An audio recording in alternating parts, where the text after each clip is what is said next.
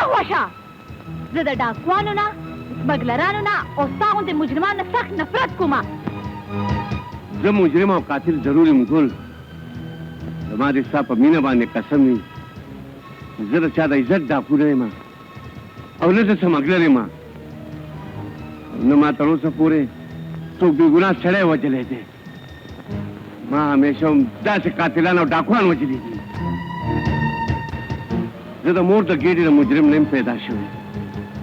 نن نه شپږ کاله مخکې زه مجرم شوم چې یو ظالم په ډک بازار کې زما د بټه کوزه کړه. زه په ماشوموالي کې مفروض شوم، زما پلار زه د کوره وویستم او قانون زما ضمانت کینسل کړ. نو بیا ته سوچ وکړه ګل چې یو ماشوم د ملنګي په لاس ورشي نو د هغه نه به څه جوړېږي.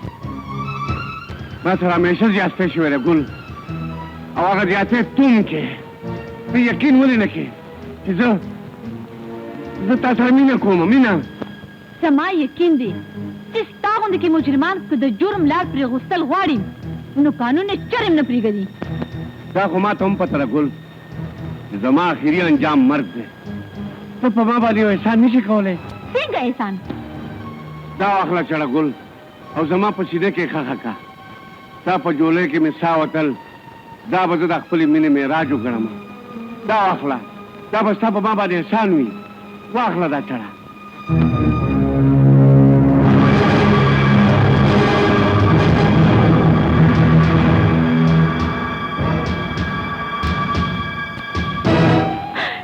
خیبرخانه ته خو د مخکې نه زخمي او تا زما لپاره خپل ژوند په داو لګولو اخر ولې؟ تا سره خبريه تا سره خو زما هغه رشته ده چې په مرګ ختمېدی شي خو په ژوند نه. خو تا زما زړه ازار کو. زما خیال دی باچاجي ته زما نه د خپلو سړو په مرګ باندې خفه شوی. نه زه په دې خفه یم چې تا تر اوسه پورې زما د دوست بې ذوالفقار آزاد نه کړو. ما د نن نه پس باچاجي د جرم کمزوري دیوالونو ته اوږه ورکول پرېښودو. زه غواړم چې اوس خپل کور آباد کړم. نو د دې مطلب دا دی چې ستا د بهادرۍ اوچتو دیوالونو کې هغه ډمې سوري وکړه، هغه ډمې په سر تا زما دوه شربخانو غوندې سړي ووژل او د هغه ډمې په سر ته اوس ما سره ملګرتیا پرېږدې. ملنګ باچا دا درې ځلې زما عزت ته د ډمې کنځل وکړل. دا کسانو د هغې د بېعزتۍ کوشش کولو او ما بلې دنیا ته ولېږل. دا ته خو پکار دي چې زما د عزت وساتې. ستا دپاره دلته راغلې هغه زړه ډمه ووژله. دا ستا عزت نه دی، دا ستا په سر ټول وخت د لوټونو باران کړی دی. دا ستا عزت نه دی. نن په ژوند کې لومبي ځل تا زما مخکې انکار وکړو، زما بېعزتي دې وکړه خو هغه هم د یو ډبې لپاره. ملنګ باچا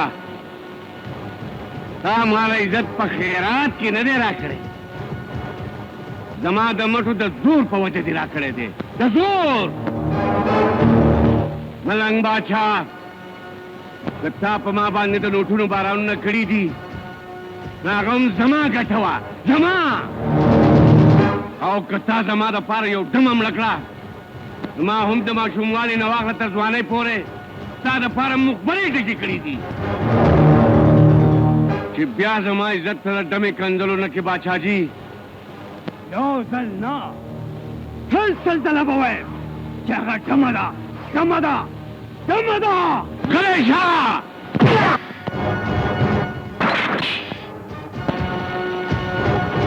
خبردار چې چا څه حرکت وکړو نو د هغه قبر به هم زه په دې ویلې کې جوړوم.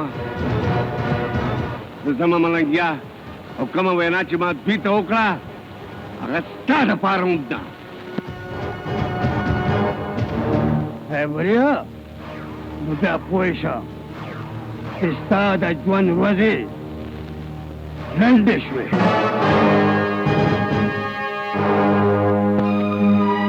ګل ما ستا لپاره جرمونو دنیا پرېښوده. اوس زه چې لاړ شو مولا وګورو او نکاح وتړو. نکاح سره به بیا ګورو، اول خو دې د سخرګنۍ سره ملو شه. واچو تات کړه ایوریا ستا ګرفتاری زما زدو افسوس چې دا کریډټ مس ګولې وړو. واه ته وکیل یې، ته د ډمې نوم زیاته بدتر یې. زه به تا ژوندی پرېږدم. واورئ د قانون ټیکهدارانو، د نن شپږ کاله مخکې ما د یو ښځې لوپټه یو ظالم په وینو باندې سره کړې وه او مجرم جوړ شوی وم، او نن به د دې لوپټه هم د دې په وینو باندې سره کوم.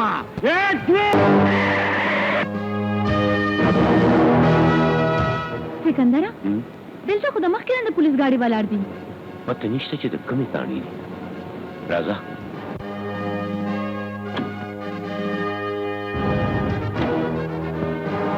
زه ستاسو ډېر شکرګزار یم باچا جي چې دا مفروران مو ګرفتار کړل او په قانون باندې مو ډېر لوی احسان وکړ.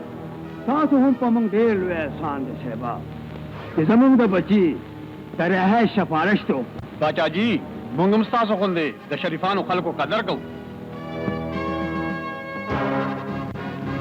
زه معافي غواړم ایس پي صاحب، خو اکثر د جرم بوټې د قانون په وجه وده کوي.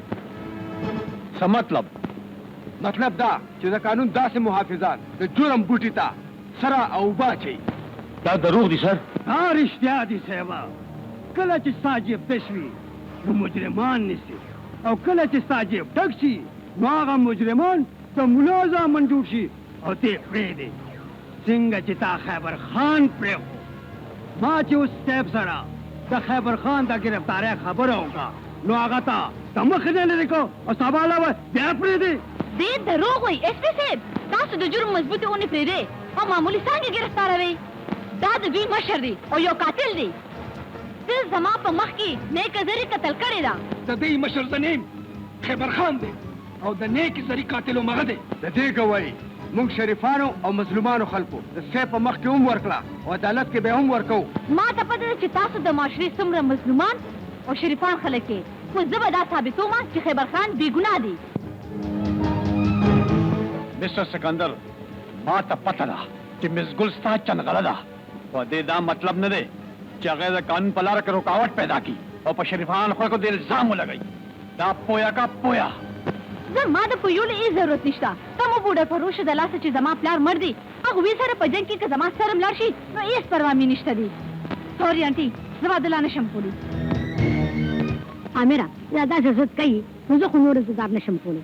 زه به زوی له بله رشته وګورم. چې داسې ونه کړې انټي، تا ته خو پته ده چې زه یو معذور انسان یم.